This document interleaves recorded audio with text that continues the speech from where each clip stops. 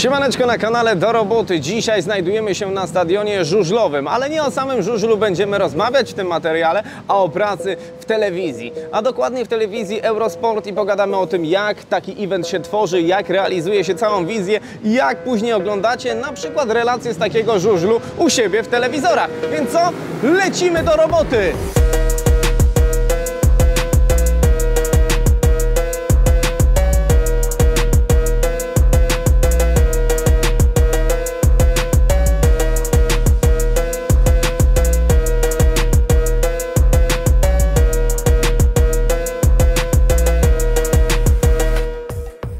Ze mną jest Daniel Fabrykiewicz, witam Cię serdecznie z Eurosportu, który będzie dzisiaj naszą taką osobą, która nas tu oprowadzi, o wszystkim opowie. No i zaczynając ten odcinek chciałbym się dowiedzieć i oczywiście widzowie, co tutaj się dzieje, co tutaj robimy, czemu tych wozów jest tak dużo i tych kilometrów kabli. Wiesz co, też chciałbym wiedzieć tak naprawdę, ale wydaje mi się, że to jest Speedway Grand Prix, czyli największa impreza żużlowa. Kilometrów kabli jest tyle, żeby jak najlepiej pokazać wszystkie momenty, które się będą działy tutaj na torze, a do każdego kabla jest przywiązany jeden człowiek, dlatego nas jest tutaj tak wielu, żeby kontrolować jakość i żeby nasi widzowie widzieli wszystko tak, jak powinni to zobaczyć. Z tymi ludźmi oczywiście będziemy dzisiaj rozmawiać, będziemy się przedstawiać ich pracę, ale pokrótce dlaczego Wy tu jesteście? Czy to jest relacja na żywo, czy to jest relacja tworzona do telewizji? Jak to wygląda pokrótce? Wiesz co, już od zeszłego sezonu Warner Bros. Discovery zajmuje się w całości Speedway Grand Prix, dlatego jesteśmy tutaj jako grupa, produkujemy sygnał dla całego świata, dla wszystkich rynków. Przygotowujemy 10 eventów rocznie, ten jest chyba trzecim w tym roku. Okej, Wy produkujecie, mówisz, dla całego świata, czyli na żywo tymi antenami to wysyłacie teraz, czy to Wy produkujecie,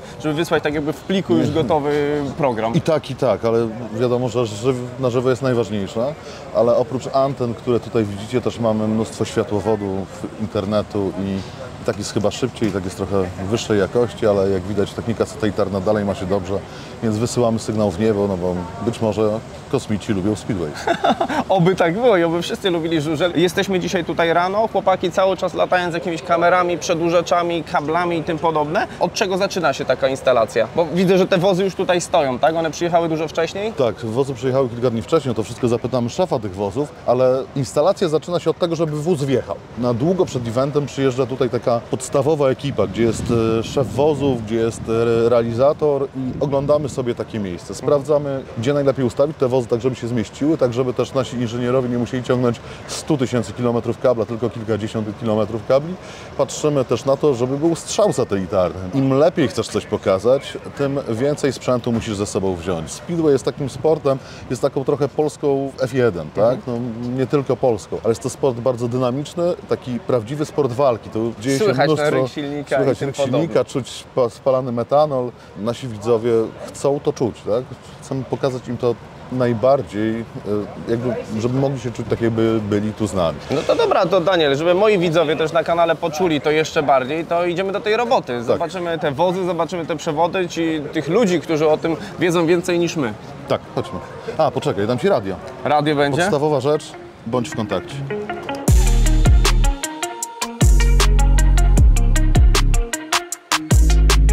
Ze mną teraz jest Wojtek, szef wozu, witam Cię serdecznie. Cześć. Jesteśmy w jednej z wielu ciężarówek tutaj na tym placu.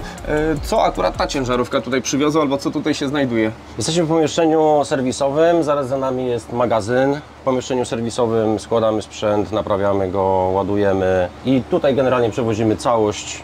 Czyli wszystko, co jest tutaj potrzebne do nagrywania, tak? Czyli kamery, jakieś rekordery i tym podobne, mikrofony. Tak, okablowanie, cały dźwięk, wszystko, cały sprzęt jest przewożony tą ciężarówką. I tak, żeby zaciekawić też widza, ilościowo albo nie wiem, kosztowo, jaki to jest w ogóle, co tutaj się mieści? Słuchajcie, tutaj przewozimy około 20 ton towaru. Wartość tego na oko to jest jakieś 15-16 milionów.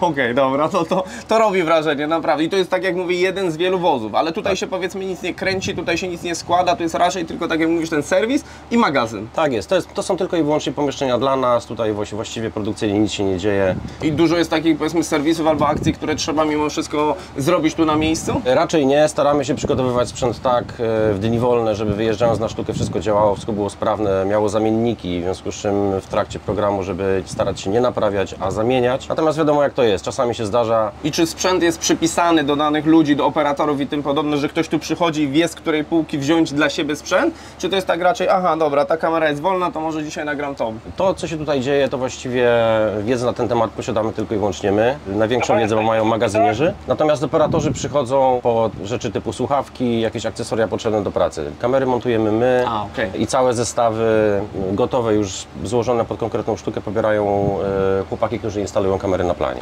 Czyli operator przychodzi, to jest jego stanowisko, to jest jego sprzęt i już tam działa. On Zgadza się nie się. zajmuje, żeby wyjmować, powiedzmy, i rozkręcać przewody. Okej, no to myślę, że przejdziemy też do następnych ciężarówek, które pewnie mają jeszcze więcej ciekawego sprzętu. Proszę bardzo. Dzięki.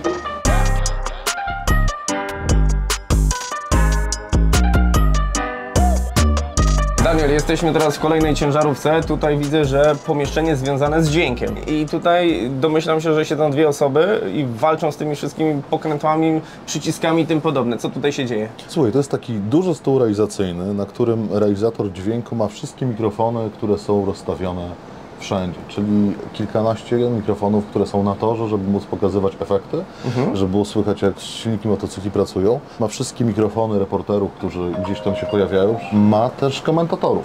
Budy komentatorskie są tutaj podpięte, ponieważ główny realizator, który tutaj jest, przygotowuje tak zwany wordfit, czyli efekty dla wszystkich rynków, plus do tego akurat w tym przypadku angielskich komentatorów i polskich komentatorów. Okej, no dobra, no te pokrętła są dla mnie, powiedzmy, znane, wiadomo, jednym przyciszamy, drugim podgłośniamy i tym podobne, ale najbardziej mnie ciekawi, kto dyktuje tutaj na przykład, wiesz, tym realizatorom, kogo ma być teraz słychać, wiesz, teraz komentator, teraz ryk silnika, teraz to, skąd to wiadomo? Słuchaj, zawsze najważniejszą osobą podczas samej produkcji jest wydawca. To on oczywiście wcześniej przygotowuje instrukcję, przygotowuje running order. W tego typu produkcji każdy wie, co będzie kiedy.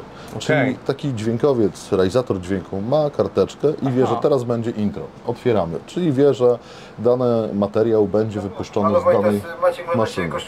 I właśnie koordynacja odbywa się w ten sposób, czyli za pomocą systemu interkomowego, na którym są wydawca, są inne stanowiska, z którymi taki realizator musi się kontaktować, są inżynierowie, którzy poprawiają mikrofony, z którymi coś tam się wydarzyło, więc przede wszystkim komunikacja, ale też taki dobry plan działań, bo wtedy jest dużo łatwiej. On wie, czego się spodziewać. No, widzą, że zaczyna się rejs, wyścig, wiedzą, że muszą pokazywać, podnosić silnik motocykli. Wiedzą też, że są komentatorzy, kiedy komentują komentatorzy, więc jakby to jest mieszanina doświadczenia i umiejętności. I pełnej głowy tych wszystkich tutaj wrażeń, tych informacji, które przypływają z zewnątrz, informacji, których mamy na kartkach, czyli naprawdę duży szacunek do tych ludzi, którzy w dwójkę tutaj operują, powiedzmy, całym stadionem, na przykład jak przy dzisiejszej imprezie, nie? Ale powiem Ci więcej, realizator dźwięku robi często więcej niż realizator wizji. Realizator wizji widzi, co robi. A realizator dźwięku nie zawsze słyszy, bo to jest też osoba, która jest odpowiedzialna za to, żeby każdy się z każdym słyszał. Czyli na przykład, żeby studio słyszało reportera, reporter studio. On tego nie słyszy, oczywiście może to sobie sprawdzić, ale tych sygnałów jest tyle, a on musi zadbać o to, żeby każdy słyszał każdego i żeby na antenę nie leciały przypadkowe słowa z offu. No właśnie, to też jest ważne, żeby było wypuszczone to, co tylko ma być wypuszczone. No dobra, no to my przechodzimy do kolejnego pomieszczenia. Lecąc na kolejne stanowisko, chciałem podziękować marce Ola Voga za ten przepiękny t-shirt i za wsparcie tego materiału. Jeśli chcecie kupić sobie taki t-shirt, jak mam na sobie, zaglądajcie na butiki partnerskie marki, który link znajduje się w opisie. Lecę! Teraz jest ze mną Maciek, który jest tutaj szefem zasilania, tak można Cię nazwać. Mamy tutaj dwa samochody z agregatami. Czemu mamy zasilanie, powiedzmy, Wasze zewnętrzne? Raz, że jest bezpieczniejsze. Po to są dwa agregaty, że jeden, jakby coś się stało, przejmie drugi agregat. Czyli ciągle nie działają dwa? Chodzą cały czas dwa. Tutaj jest 200 kW, tu jest 160 kW. To jest mniej więcej moc takiego małego miasteczka, gdzie można to zasilić takie... Oświetlenie na pewno. Oświetlenie i myślę, że domy też.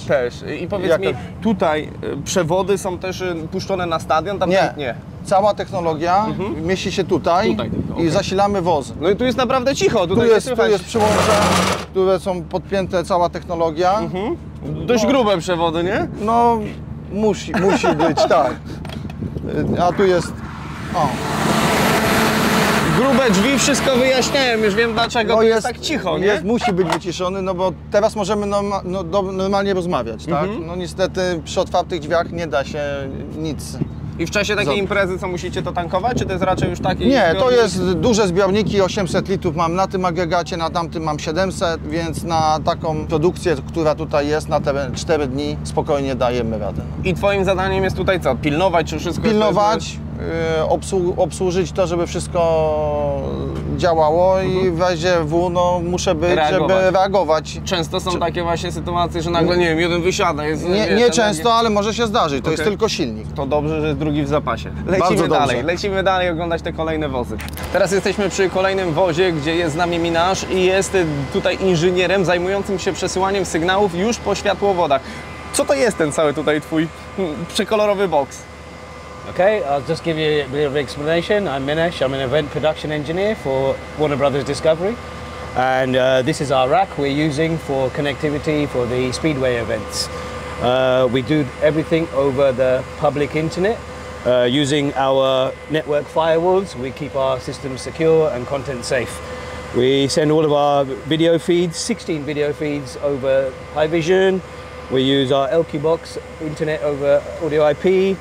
And we have our own switch configurations, firewalls, and also we have connectivity for our mobile bonded encoders, which we hardwire, so for the world feed backup, local feed for Polish feeds, remote commentary we're also doing from London, sending the commentary signals back to the truck and mixing it in the OB band. So a lot going on in the rack, and yeah, but it's been impressive this season, so really enjoyable working with SGP.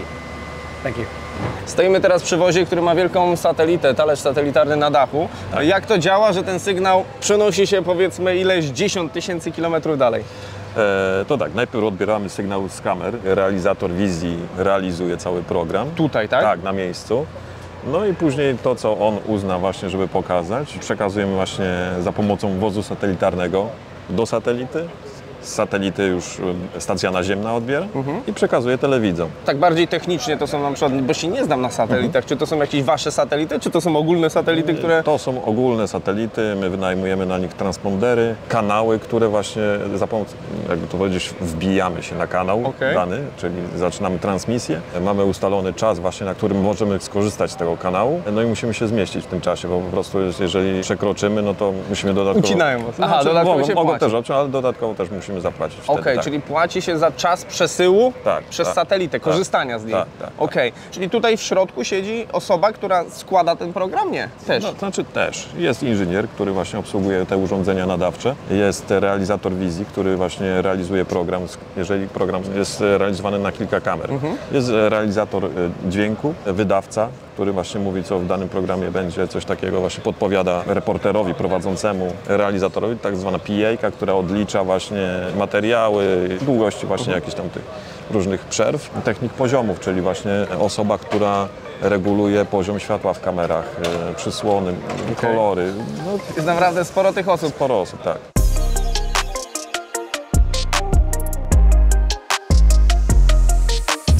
Dzień dobry. A dzień dobry Ja panu. do wywiadu. Słyszałem, że tutaj przepytujesz ludzi, przepytujesz Tak. zawodników, żeby co było ich dobrze słychać, żeby coś powiedzieli od siebie. Żeby coś powiedzieli ciekawego, co dzieje się w parku maszyn, co dzieje się na torze, to generalnie jak najwięcej informacji chcemy wyciągnąć. Ja jestem tymi uszami i oczami komentatorów, którym też mogę przekazywać różne ciekawe informacje.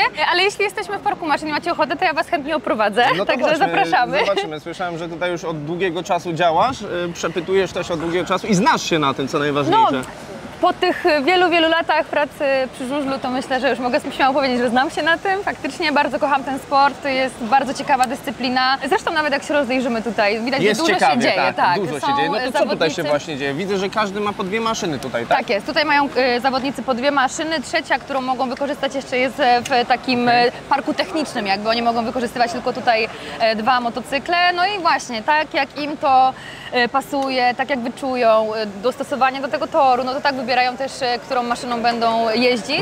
Tutaj też się dzieje właśnie najwięcej tej takiej pracy jakby pozatorowej, czyli tutaj wszystkie ustawienia, dobieranie zębatek, dobieranie odpowiednich przełożeń, żeby te motocykle były jak najbardziej spasowane z tym torem, bo to jest w dzisiejszym żużlu bardzo istotne, No żeby tak. zawodnik był Z szybki. jednej strony ten zawodnik jest bardzo ważny, bo jego widzimy na tym torze, ale ci ludzie, którzy tutaj pracują, no to są powiedzmy nawet powiem 70% tej pracy Oj tak, i to zwycięstwa. z pewnością pewnością, bo każdy zawodnik ma team, który pracuje na ten wspólny sukces i dobry mechanik, dobry menadżer to jest podstawa u takiego zawodnika, żeby to wszystko funkcjonowało bardzo dobrze, bo tych elementów, które oni muszą poskładać w całość jest naprawdę bardzo dużo i gdyby oni mieli się skupiać na wszystkim, od motocykli, od tych przełożeń i potem jeszcze sama jazda na torze, to trochę by było tego sporo. Nie dali rady, ale widzę, że tutaj dużo mówisz. Przepraszam. Bardzo dobrze, bo tutaj zaciekawić naszych widzów, którzy nie mają pojęcia na przykład o żużlu, a chcieli posłuchać, jak to w tej telewizji wygląda. Właśnie. I ty oprócz też mówienia pytasz, chodzisz sobie, ale Tak. super, że masz to doświadczenie, że nie jest to powiedzmy taka, wiesz, reporterka, która powie, dobra, co to jest, tylko możesz drążyć, nie? Trzeba trochę podrążyć. Wiadomo, że to jest też bardzo specyficzna praca, bo zauważcie, że w innych dyscyplinach sportu to nie jest tak, że podchodzisz do zawodnika w trakcie zawodów No tak. i go tam wyciągasz. Jakby na powiedzmy, meczu piłkarskim. Dokładnie. Brameczkę Poczekaj, masz, no. tak. Pogadajmy o tej ostatniej akcji. Nie, tutaj akurat w żużlu jest tak specyficznie, że mamy tych przerw dosyć dużo i wtedy chcemy od tych zawodników coś tam uzyskać. I to nie jest zawsze łatwe, bo jak coś tam nie idzie, albo bardzo dużo muszą kombinować ze sprzętem, to nie do końca mają czas, czy też przestrzeń w głowie, żeby o czymś porozmawiać. Wyglądasz na taką osobę, której się nie odmawia raczej rozmowy. A zdarzają się odmowy, ale faktycznie staram się też, jakby podchodzę z takim mega dużym szacunkiem do tych zawodników, bo ja wiem, że jeżeli na przykład nie mają ochoty albo nie czują się na siłach, żeby teraz rozmawiać, to też nie naciskam absolutnie. Jeżeli widzę, że jest dobry flow, że jest chęć do rozmowy, no to wtedy jak najbardziej lecimy z tematem. Poczuję dalej flow, mimo że mówiłaś, że mam o to nie pytać, no to ja zawsze lubię podrążyć i spytam o te twoje wpadki takie telewizyjne. Czy są, czy wiesz, jest na żywo jakieś wejście, potknęłaś się, przewróciłaś? Jak to wyglądało? Znaczy, Jaka powiem taka największa? telewizja na żywo rządzi się swoimi prawami i generalnie ustrzec się wpadek to chyba jest niemożliwe, bo to zazwyczaj dzieje się w takim szybkim tempie, że zdarzają się bardzo różne rzeczy, począwszy od wiadomo inaczenia nazwiska, nie wiem, trochę może pomylenia jakichś faktów, zdarzają się takie wpadki, merytoryczne nazwijmy to, ale zdarzają się też wpadki techniczne, no wiadomo, czasami sprzęt nie zadziała tak jak należy. Miałam kiedyś taką sytuację, że na przykład w studio meczowym podczas meczu ligowego spadła na mnie ścianka do wywiadów i tak mnie rozpłaszczyła na stole, więc bywają takie momenty, nawet bym powiedziała dość zabawne, ale na to trzeba być przygotowanym, no bo mówię, to jest telewizja na żywo, to się wszystko może zdarzyć. No tak, i mogą być tory złe i pociąg zły. I złe, tak, i tory były krzywe na przykład. I były złe. Super, dobra, to ty tutaj zagaduj dalej Tak jest. zawodników, Lecę do kibicuję pracy, ci, tak jest, żeby dziękuję. było dobrze, a ja też lecę dalej do roboty Bardzo i miło. przepytywać innych. Tak Dzięki, jest, Żółwik. dzięki, do zobaczenia. Teraz jesteśmy w kolejnej ciężarówce, która jeszcze raz powiem, że robi wrażenie. To jest jak ten wóz transmisyjny już, tak? Czy... Tak, no to jest mała reżyserka na kółkach tak naprawdę.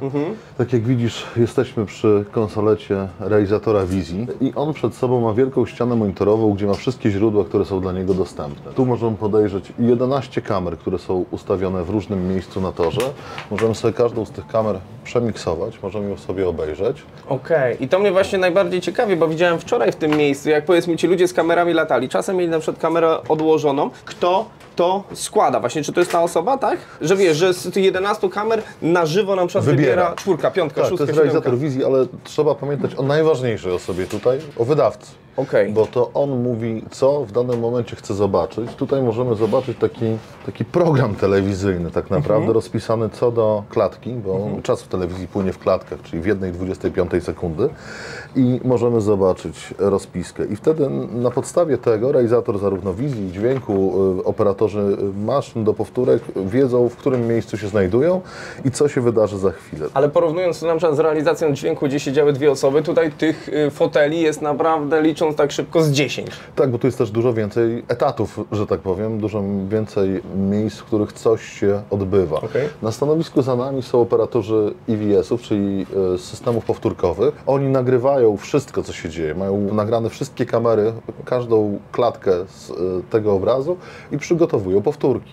Czyli jeżeli któryś z żużlowców wygrywa, to już po 3 sekundach operator EVS jest w stanie wypuścić ten fajny materiał, gdzie koło przekracza linię mety. I to jest nagrywane tutaj na miejscu? Tutaj są dyski twarde? Czy Tak, to jest tutaj są dyski twarde, tak samo grafika jest dokładana też w tym pomieszczeniu, czyli operatorzy grafik są tutaj. Czyli belki, nie belki, takie rzeczy, belki, tak? nie belki, wszystkie grafiki, statystyki, wszystko jest przygotowywane tutaj. Mamy słuchawki, bo właśnie poprzez system interkomowy wydawca zarządza wszystkimi.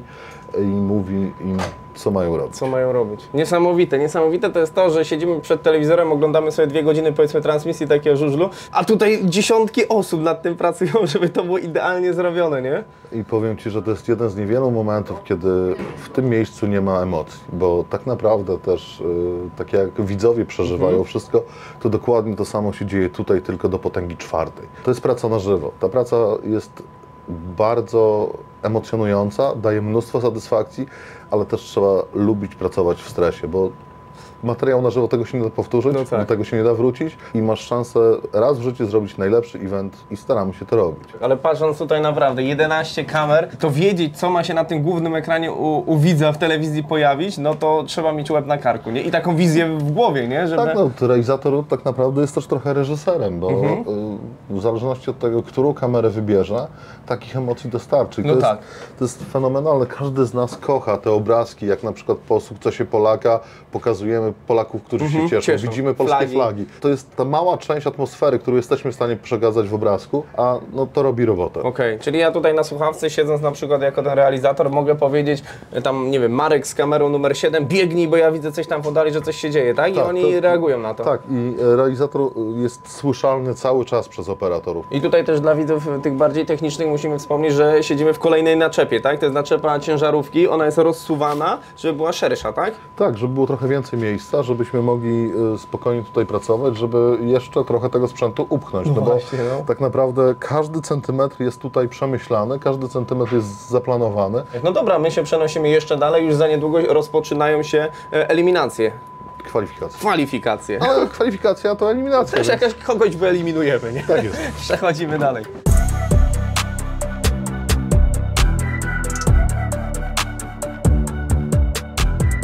Jesteśmy teraz w pomieszczeniu komentatorów sportowych, stąd nadajecie, tak? Tak jest. Czyli wszystko, co słyszymy tutaj dookoła, to jest z tego pomieszczenia. Tak, tak dokładnie. I usłyszałem przed chwilką o czymś takim jak szpryca. Tak, to jest materiał, który wylatuje spod kół, kiedy zawodnicy pokonują głównie łuki. Tylne koło obracając się, właśnie ten materiał odrzuca na zewnątrz i to jest ten materiał leczący, to jest tak zwana szpryca. Okej, i Ciebie też chciałbym spytać, bo tutaj robimy całą relację o pracy w telewizji i tym podobne, ale Ciebie chciałbym spytać właśnie o ten żużel. W dużym skrócie, o co tutaj chodzi? 4 gości, 4 okrążenia, ścigają się, wygrywa ten, który pierwszy wpada na metę, natomiast o tajników w kilku zdaniach to mało, można by pod nie opowiadać. Zgranie elementu motocykl z człowiekiem, koncentracja na starcie, start dobry, refleksowo. Do tego dopasowany sprzęt, który pozwala się rozpędzać. No w jednym czy 2 zdaniach to trudno ująć, Ale wystarczy, czyli jest 4 ludzi, ścigamy się, wygrywa najlepszy. 4 ludzi, 4 okrążenia, wygrywa najlepszy, 4 dojeżdża do finału, najważniejszy wyścig, także ta 4 gdzieś nam się często pojawia. I co najważniejsze, 4 załogi, bo kierowca czy też człowiek, który jedzie na tym motocyklu nie jest sam, tylko jest całą załogą, co też oczywiście pokażemy w późniejszej części odcinka, ale wracając do Twojej pracy, co mnie bardzo ciekawi i moich widzów również, bo kilka razy pytali o komentatory sportowych, jak to jest, że Ty to wszystko wiesz, widzisz co tutaj się dzieje, potrafisz o nich opowiedzieć, zapamiętujesz te nazwiska, kto jedzie w którym kasku. Znaczy jak człowiek działa na żużlu na co dzień od około 30 lat, to trudno nie zapamiętać, natomiast rzadko patrzymy co się dzieje na monitorze, na powtórkach tak, natomiast tak to patrzymy co dzieje się na torze, co widzimy my na torze. Przy powtórkach wiadomo chcemy powiedzieć to co widzi widz, więc na to zwracamy też uwagę, wtedy skorzystamy z monitorów, te grafiki z punktami. Kiedy są zawody w dosyć szybkim tempie, to nie zdążymy wypisać własnych programów, bo gdzieś te własne notatki zawsze są pod ręką też jak najbardziej wskazane, ale te grafiki też pomagają, dlatego tutaj też te wszystkie monitory. I głos mocno radiowy, musimy to zauważyć. Czy masz jakieś właśnie wykształcenie w tym kierunku, czy to raczej jest Twoja pasja i zacząłeś, powiedzmy, będę mówił? Przypadek zupełny, że niski głos, tak, no, śpiewam gdzieś w chórze, w basach. Tutaj gdzieś ten głos jakby został w pierwszej kolejności zauważony. I pasja do żużlu, No tak? pasja do żużla to tak, to chyba z mlekiem matki wyssana i ciągle jest iskra, ciągle jest radość, więc fajnie jak pasja staje się pracą. Tak. I też przelewasz tą pasję swoją na te setki tysięcy ludzi, może nie tysięcy ludzi, ale setki ludzi tutaj na trybunach, nie? Dokładnie, tak jest. Tutaj tym prowadzącym komentarzem jest Michał, on jest jedynką, on mówi to, co dzieje się w trakcie wyścigu. Natomiast ja gdzieś podsumowuję, mówię o elementach technicznych, na co należy zwrócić uwagę, jak się motocykl zachowuje, dlaczego, co zawodnik zrobił, co mógł zrobić lepiej albo co zrobił bardzo dobrze. No Michał też jest człowiekiem żużla, on pochodzi z Zielonej Góry i zajmuje się tym od lat, więc jak najbardziej dużo rzeczy na plus. Dobra, to my tą pasją zarażamy dalej, dziękuję Ci bardzo. Dziękuję również. Niech niech twój głos się tutaj niesie. Dziękuję. Teraz jesteśmy w miejscu, gdzie przygotowują się wszyscy zawodnicy, za chwilkę będą startowali, ale jeszcze mam do Ciebie pytania dotyczące tych sprzętów, którymi nagrywacie. Wiemy, że to są sprzęty spakowane w jednej ciężarówce, później są podejmowane przez operatorów, ale ciekawi mnie, czym to się powiedzmy różni od naszych sprzętów, które korzystamy na YouTubie w kwocie, nie wiem, 10-12 tysięcy. Kwotą. To Tylko? Jest, nie, na pewno nie tylko. Przede wszystkim tutaj ta kamera, która jest, ma podłączony tak zwany gigawave. To jest kanał transmisji, kiedy możemy bezprzewodowo się transmitować bez opóźnień i to jest taka kamera typowo właśnie do pizzów, gdzie nie możemy ciągnąć ze sobą kabla, ale te kamery, które są porozstawiane na stadionie, są tak zwanymi kamerami ENG, które przede wszystkim różnią się tym, że operator odpowiada tylko za kadr, czyli on robi zbliżenie, on łapie kadr, ale całą resztę, czyli balans bieli, ustawienie przesłon, to robi człowiek na wozie. Czyli każda kamera ma swój pulpit na wozie i na wozie tak zwany poziomista ustawia balans bieli, kolory, przesłonę, tak żeby każda kamera wyglądała w ten sam sposób. Jesteśmy w ogniu wydarzeń, ale jeszcze właśnie mam ostatnie do Ciebie pytanie odnośnie tego sprzętu. Powiedziałeś, że tą ceną się to różni, ale jakiej kwoty może być taka kamera już z obiektywem, z całym tym sprzętem? Znaczy przede wszystkim kamerę zazwyczaj, kwoty kamer podaje się bez obiektywu. No to dobra, to no to są kolejne podzielmy to. pieniądze. Ale taka kamera 4K ze wszystkim to jest około 800 tysięcy złotych. 800 tysięcy złotych za kamerę. Tak. No to głównie kwota. A to są HD jeszcze, więc Okej. nie wynoś, nie wynoś. Dobra. I obiektyw do tego? Obiektyw no to od 40 w górę. Dobra, czyli już wiem dlaczego 15 milionów na jednym samochodzie w sprzęcie. No 15 kamer i tam parę gadżetów. Okej, parę gadżetów. No to już widzicie, jakie to jest wielkie przedsięwzięcie, patrząc chociażby na cenę jednej kamery. Porozglądamy się zaraz tutaj przy tym starcie.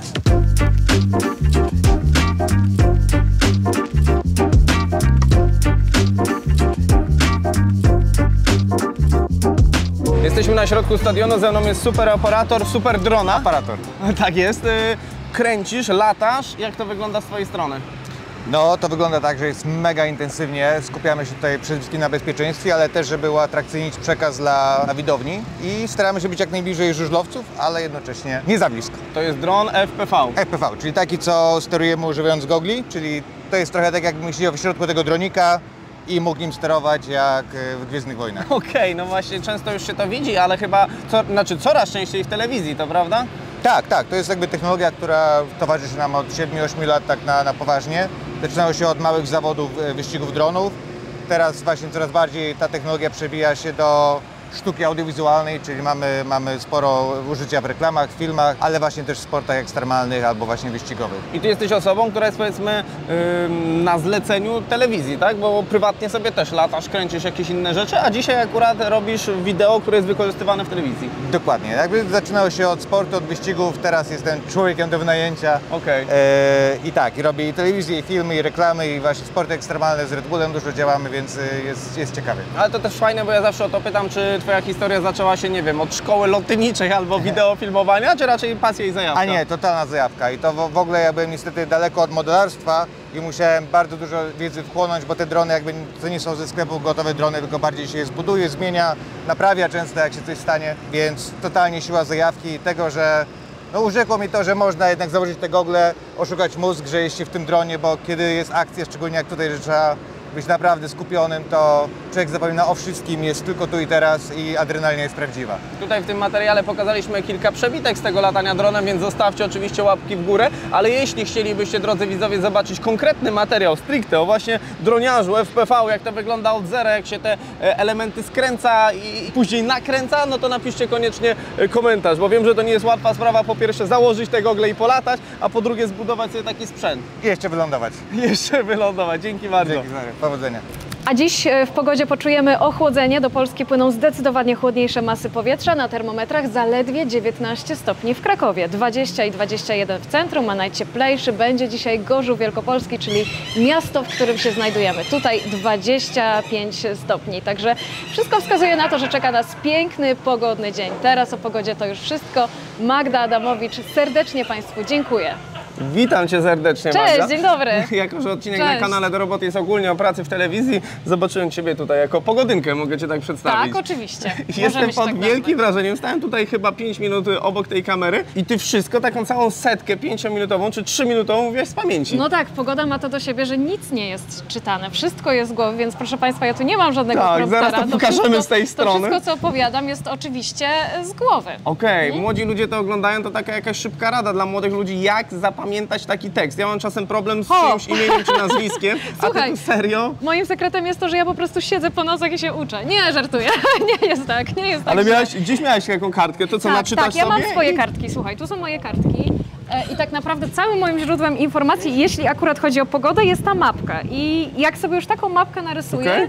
no to wtedy wszystko z niej pamiętam. Po Mega prostu. szok. No, Ale jest co, to- naczytujesz, napatrzysz i Tak, wiesz, popatrzę gdzie... i sama narysuję, no to jak sama narysuję, to też sama się wtedy najlepiej uczę. To jest tak jak z zrobieniem ściąg Okej. na sprawdzian. Jak Okej. zrobisz sam No ściągi, tak, to już to nawet już nie automatycznie musisz umiesz. z niej I ja mam korzystać. to samo, po prostu narysuję sobie, no i automatycznie wiem, co mam Okej, robić. ale wiesz, te Cały nazwy sekret. wszystkie, gdzie jesteś, żeby miasta nie pomylić, wleciałaś na żywo, więc to No też jest wielki tak, szacunek. No tak. Magda. Ale słuchaj, to jest po prostu wprawa, praktyka. I twoje Wszystkiego życie się da pewnie. nauczyć. I o tak. to chodzi. Tutaj też polecałem młodym ludziom, żeby ćwiczyć to, w czym są dobrzy, nie? Albo żeby Tak być jest. jeszcze lepszym, to tego ćwiczyć to zachęcamy. bardzo. Magda, dziękuję Ci bardzo. Fajnie było Cię tu spotkać. Dziękuję, Wszystkiego mi również, dobrego. bardzo miło. I żeby to Fajnie, że mnie odwiedziliście. Słoneczko, żeby świeciło cały Oj, czas. dzisiaj nie? spokojnie. Dzisiaj Wam to gwarantuję, załatwiłam już pogodę. Na Zawsze dzwoniła tam. Jako że całe wydarzenie jest realizowane i publikowane na całym świecie, jest ze mną Laura, która jest, można powiedzieć, dyrektorem zarządzającym całego eventu. I mam pytanie, ile było już takich produkowanych eventów i ile osób tutaj pracuje? Yeah, so for the Warner Bros. Discovery Sports SGP production, we are producing 10 SGP events for the season 2023. And it's the centenary anniversary of the Speedway sport. So that's a big year and big season for us.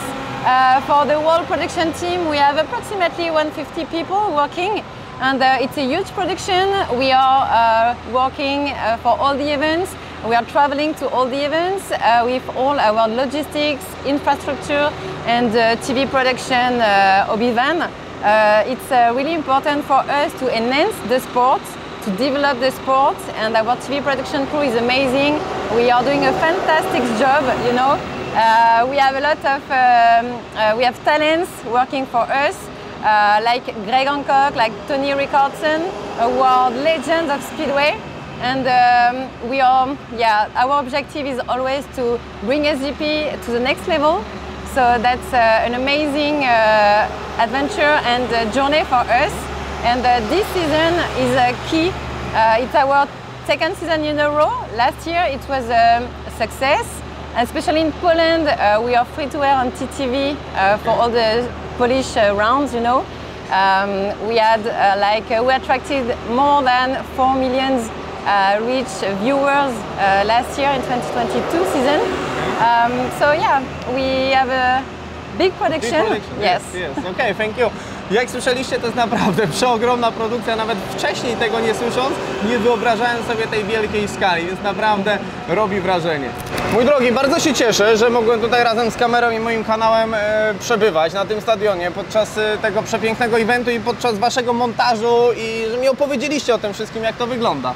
Bardzo miło było Cię gościć tutaj i Was wszystkich. Tak jak na kanale Do Roboty pokazuje szeroki zakres różnych prac, tak chyba mocno szerokiego w jednym odcinku jeszcze chyba nie pokazałem. Słuchaj, wpadnij na 2 tygodnie, to zrobimy 16 odcinków. Mi się tak wydaje, że z tego, co tutaj zrobiliśmy, z każdą osobą moglibyśmy osobny materiał stworzyć spokojnie, nie? To na pewno i gwarantuję Ci, że byłyby niesamowite historie. Tak, a co najważniejsze, ta pasja. Ja widzę ten, wiesz, uśmiech ludzi, którzy tu przychodzą, bo zawsze wszyscy mówią, a do roboty się przychodzi tylko po kasę i odbębnić i nara, nie? Tutaj widziałem, że każdy jakoś tym żyje, że tą kamerą, wiesz, mógłby nagrywać w jednym miejscu, ale on lata, on żyje tym. Ale wiesz, to też jest trochę życie marynarza. Te ekipy, które robią eventy, to tak naprawdę też podróżują non-stop. Są non-stop w trasie, więc tak naprawdę to też jest taki trochę sposób na życie. No tak. Jeszcze raz, dziękuję Ci bardzo. Do zobaczenia. Moi drodzy, to by było na tyle. Spędziliśmy tutaj naprawdę kupę cennego, fajnego, inspirującego czasu. Jeśli Wam się podobał również ten materiał o telewizji, albo chcielibyście rozszerzyć jakiś temat, który pokazaliśmy, z jakimś człowiekiem więcej porozmawiać, rozszerzyć to na cały odcinek, piszcie koniecznie w komentarzach, a ja się tym zajmę oczywiście. Zostawcie łapki w górę, subskrybujcie kanał Do Roboty, bo dobijamy do 500 000 subskrypcji, więc piękny wynik. Widzimy się w kolejnych materiałach i klikajcie oczywiście w te odcinki, które pojawiają się tutaj po mojej prawej, lewej stronie i do roboty. Do zobaczenia.